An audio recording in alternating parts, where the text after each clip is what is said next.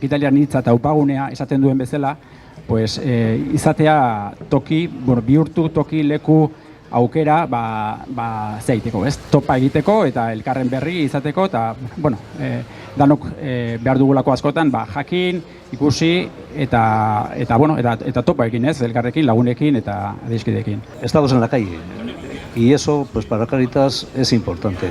Nosotros atendemos a la gente que está en la calle principalmente y el estar también nosotros en la calle, pues es un signo de bueno.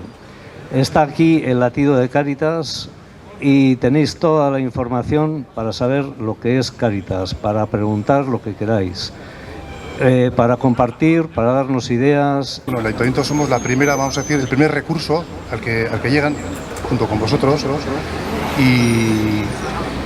y nos encontramos principalmente con dos problemas. Uno, la legalización y cómo están, el padrón y la ley de extranjería. Y por otro lado el tema de la vivienda. Bueno, son cuestiones que desde lo público tenemos que responder y para eso, desde luego, pues como hemos tenido hasta ahora, la puerta está abierta para colaborar, trabajar en común y dar una respuesta a estas situaciones tan complicadas entre todos.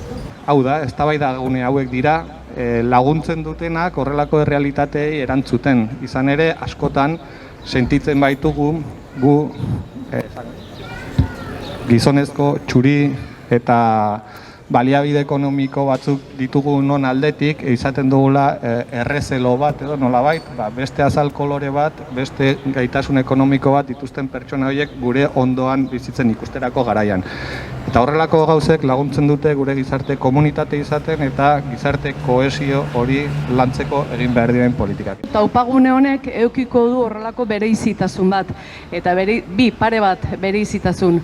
Bata da, antolatu ditugula 2 mahai inguru, egia da, zeharka dijoan etxe bizitzaren arazo hau tratatu nahian, 2 mahai inguru osatuko ditugu. Bata, egingo da bihar arratsaldean, eta gaia izango da pixkat harreran zarei buruz etorkinen loturak eta eskubideen inguruan.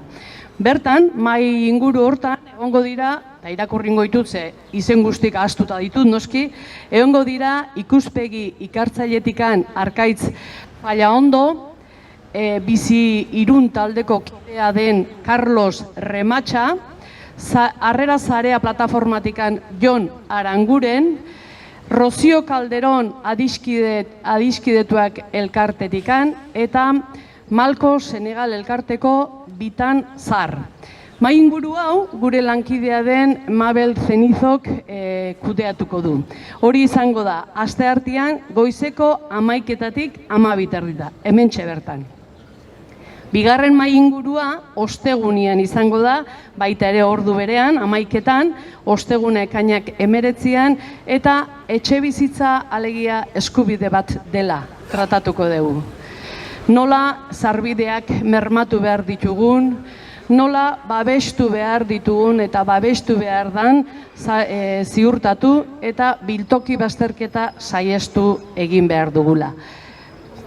Mahai inguru horretan parte hartuko dutenak izango dira Jaurlaritzako etxebizitza sailburu ordea den Miguel de los Toyos, Irungo udaletxeko etxebizitza zinegotzia den Jon Ugarte, SIS teknikaria Raquel Sanz, Stop kaleratuak kideko Rosa García eta Erletxea elkarteko kidea den Ruth López Herrero.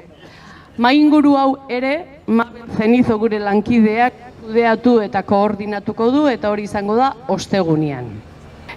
Solo voy a mencionar el pequeño reto que vamos a hacer el jueves a la tarde, porque sí que es algo novedoso y vamos a... con la ayuda del Club de Remo de Hondarrabi y el Club Deportivo de Irún, vamos a hacer un pequeño reto que consiste en estar remando durante 3 horas para conseguir 75 kilómetros, con la ayuda de ellos y con la ayuda de toda la ciudadanía. Y compartir momentos, experiencias, también momentos de música, de magia, de danzas, un poco que sea un espacio alegre de compartir y disfrutar un poco y también ver las realidades, por supuesto ver las realidades y los programas que Caritas Guipúzcoa pues, organiza y trabaja con los diferentes colectivos.